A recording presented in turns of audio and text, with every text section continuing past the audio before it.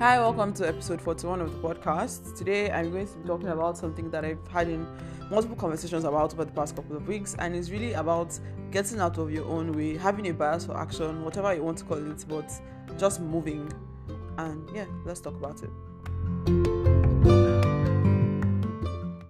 So I wrote about this on my newsletter last week actually, and I will put the link in the show notes if you want to read it instead of listening to me talk about it. I enjoy talking and writing about things because I always add something different or something new or talk about it in a different way from how I wrote it or vice versa, and I love that. But anyway, onto the topic. So as we who are on the Nigerian internet space know, well, I'm not there, my husband told me this, but the catchphrase for the year is no grief for anybody. And when he told me about it, I was like, oh, no grief for yourself, Seth. Like, and I don't know how to break it down for people who are not Nigerian and are listening to this podcast. How we found this podcast, I don't know, but thank you for listening. And thank you to my Nigerians who are also listening. But the idea is that you shouldn't let anyone stand in your way. That's the no grief for anybody things. Like, don't allow anybody like move you or shake you or make you feel like you can't do something, or basically don't allow anybody stand in your way. And my own take on it, which is the no grief for yourself, is like, yourself, you too should not stay in your way. Don't allow yourself make you not do the things that you want to do or achieve the things you want to achieve. And in one of the coaching communities I belong to, Immerse Coaching Company, shout out to my folks, one of the coaches there says, don't be the weapon fashioned against yourself, basically. Oh, is it weapon or weapon? Don't be fashioned against yourself, Sha. And we're in February now, and many people were already losing momentum on some of the things that we said that we're going to do in January, or we've not started some things, we've not launched things that we said we will launch, we've not taken any step towards those things that we want to do. And we're hiding these fears and our tendency to procrastinate behind we're planning, we're researching, and we're thinking. So instead of just going and doing the thing, we're like, oh, I have to plan, I have to do this, I have to think about it, I have to research this and research that and find out that and find out this. And really, we're just afraid or we're just procrastinating. And that's why sometimes you just need to get up and move. Just get up and move. You need to take that first step instead of thinking about how long it will take me to do this and whether the time is worth it or not, whether I can do it, whether I cannot do it. How about we just did it?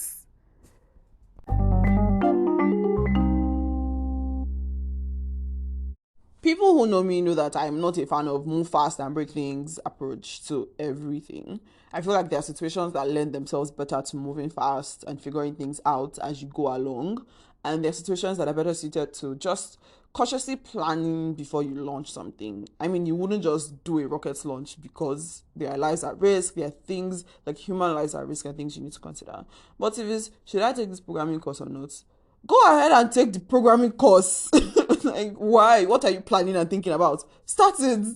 And one of the things I'm challenging myself to do this year is to have a bias towards action. And I talked about it in one of the earlier episodes of the podcast this year. Because if you don't take the step, you won't get done. So something that I was thinking about was I want to, based on the episode I published about how I got into UX, I want to do an ebook, a free ebook, to document stories of a couple of people who have different years of experiences, come from different backgrounds, and are doing different things in the field of UX, and publish their stories on how they got into UX. And previously, I would have been like, what are the practicalities and mechanics of how I can launch this book? I have to write it, I have to find people, I have to edit it, I have to publish it, and will people contribute, all of those things. But this time around, I just put out a call for submission, like no dilly-dally, no messing around, like just do the thing, and if it doesn't work out, it's fine. If it works out, amazing, but just take the step. So now I'm going to give you sliding tackle now and talk about some of what are those things that are holding us back. And these are things that I like based on things that have held me back from doing things that I want to do, or just talking to people and hearing the things that they were afraid of doing, or planning and planning planning to the point where they never actually did it. So let's talk about that part.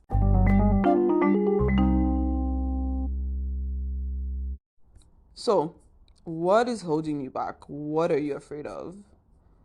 Are you afraid that it will take you too much time? Well, newsflash, whether you do it or not, that time will pass. Whether you're worried that you don't want to do this bachelor's degree again because you are however years old and it will take you 4 years or 6 years because you're doing it part-time online, whether you do it or not, those 4 years, those 6 years will pass. And do you want to, who do you want to be at the end of those 4 or 6 years? Do you want to be the person that has done this thing, or the person that's still thinking about doing the thing? Whether it will take you 5 months, 6 months, 1 year to finish that course, that language program, whatever it is, whether you do it, whether you don't do it, those 6 months, those 5 months, that 1 year will go by. Or is it that I don't know how to? Well, again, newsflash, you can learn things. I'm sorry, I'm not like attacking you. I'm talking to myself as well. Like, you can learn things. I've been wanting to learn Python for years, and I keep using mouth to learn Python. But this year I said, no, we're going to do it. And so I've started a course on Coursera on Python. I'm not even thinking about, like, how would I actually use this practically yet? When you get to that bridge, we'll cross it. But like, I'm just learning it, and I'm going to do it.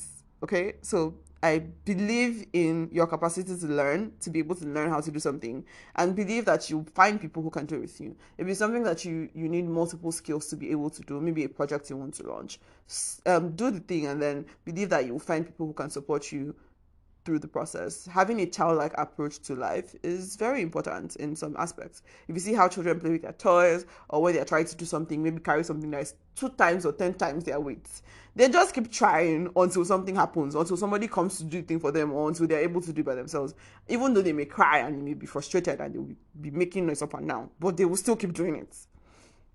The third common fear or thing that holds people back is like everybody is doing the thing. First of all, not everybody is doing it.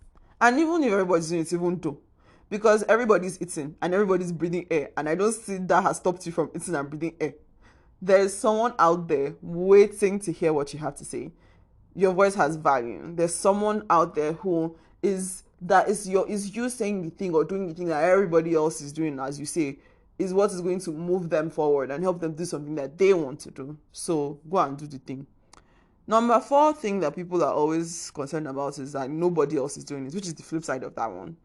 First of all, I don't think that there's anything so new and so inventive that nobody in the world has ever done a version of a part of something that you are doing. I feel like that is like delusions of grandeur on the high level. Like, if you think that what you're doing is so new that no part of it has ever existed anywhere in the world, and even if maybe you can be the first person, there's nothing wrong with also being the first person to do something. So somebody is always the first person to do something, so why not you? Number 5 is always like, oh, I need this and I need that. I need so many things to start. How about you start where you are and with what you have? There's a version of what you want to do or what you want to launch or what you want to start, that you have something that you can already start with to do it. There's something you can do right now, in this very moment, as you are listening to this podcast, that can lead you towards that big thing that you're dreaming of. You may be writing a draft, you may be writing your first sentence, you may be brainstorming ideas with ChatGPT or Bard or Gemini or whatever Google is calling this now. There is always something you can do. You may be having a conversation with a friend about it. There's something you can do right now. And the 5th one is having failed before. You've tried before and you failed. Well, nobody ever died of failure. You are still here. Maybe if you are building a bomb or you are trying to detonate a bomb, make sure that the bomb does not detonate. Maybe then, perhaps, you might die of failure. But if it's not the case, then you're not going to die. Mourn the experience, mourn your failure, mourn what you've taken, what you've lost or whatever, and then take the learnings. What have you gained? What is there in that experience that is something that you have learned, like, okay, this is how I will not do this again, or this is what I can do now instead. Pick yourself up, get back up, and get going again. Willie Coyote was always being exploded, but that never stopped him. So why would that stop you too? If a cartoon cannot be stopped by being by failing things, why are you stopping yourself? And the final one is the one of, what if I fail? And for that, I only have to say, what if you succeed?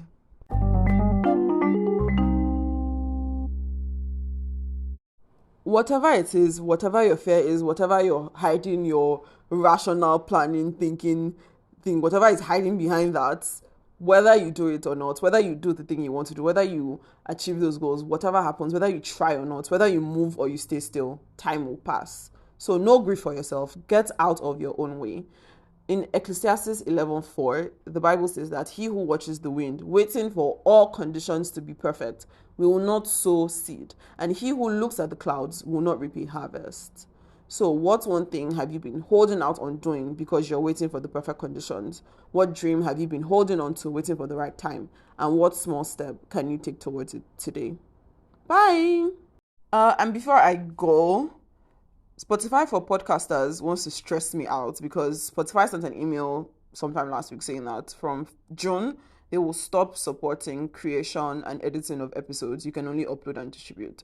So if you know of any tools that I can use to continue to record and edit this podcast, something very simple, not expensive, because this is just a fun project. I'm not looking to spend hundreds of dollars on it.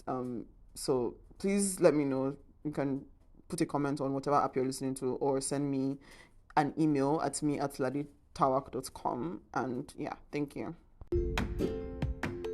Thank you for joining me on today's episode of A Couple of Things. If you enjoyed this episode or found any part of it insightful, don't forget to share with your friends on your social media, and be sure to leave a comment or a review if you can on your podcast listening app. Thank you.